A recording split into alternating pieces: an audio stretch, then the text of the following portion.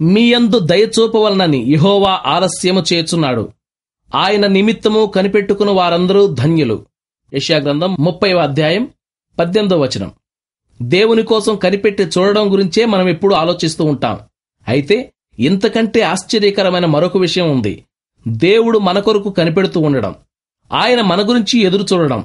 మనం ఆయన కోసం ఎదురు చూడడం ఒక నూతనమైన నిశ్చయాన్ని, ఉత్సాహాన్ని ఇస్తుంది. మన నిరీక్షణ వ్యర్థం కాదన్న ఓ గొప్ప నిబ్బరాన్ని మనకిస్తుంది. రండి, ఇప్పుడే మనం నిరీక్షణ ఆత్మతో దేవుని గురించి కనిపెడదాం. అసలు అదంటే ఏమిటో తెలుసుకుందాం. తన పిల్లలందరి కోసం ఊహల కందనంత మహిమాన్వితమైన ప్రయోజనాలను ఆశించి ఎదురు చూస్తున్నాడు. నువ్వు అనవచ్చు, ఆయన నాపై దయచూపాలని నా కోసం చూస్తున్నాడు సరేగాని, నేను వచ్చి ఆయన కోసం కళ్ళు కాయలు కాచేలా ఎదురు చూసినా నేనడిగిన సహాయం చెయ్యడే, ఇంకా ఇంకా సుదీర్ఘంగా అలా వేచి ఉంటున్నాడే. దేవుడు ఎంతో అనుభవం గల తోటమాలి. ఆయన తోటలో పండే ప్రశస్త ఫలాల కోసం ఎదురుచూస్తాడు. వాటి కోసం చాలా కాలం కనిపెడతాడు. కాయలు పళ్ళు అయ్యేదాకా వాటిని కొయ్యడు. మనం తన ఆశీర్వాదాలను అందుకోవడానికి ఆత్మీయంగా ఎప్పటికి సిద్ధపడతామో ఆయనకు తెలుసు.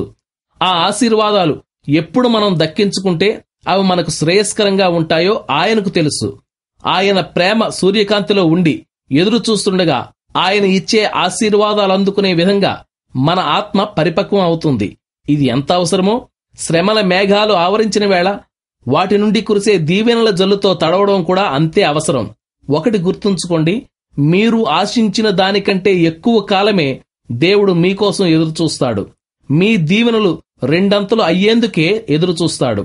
దేవుడు కాలం సంపూర్ణమయ్యేదాకా దాదాపు 4000 సంవత్సరాలు ఎదురుచూసి అప్పుడు తన కుమారుణ్ణి ఈ లోకానికి పంపించాడు. ఆయన మనకు సహాయం చేయడం కోసం వేగిరపడతాడు. సమయాన్ని మించి ఒక్క ఘడియ కూడా ఆయన ఆలస్యం చేయడు.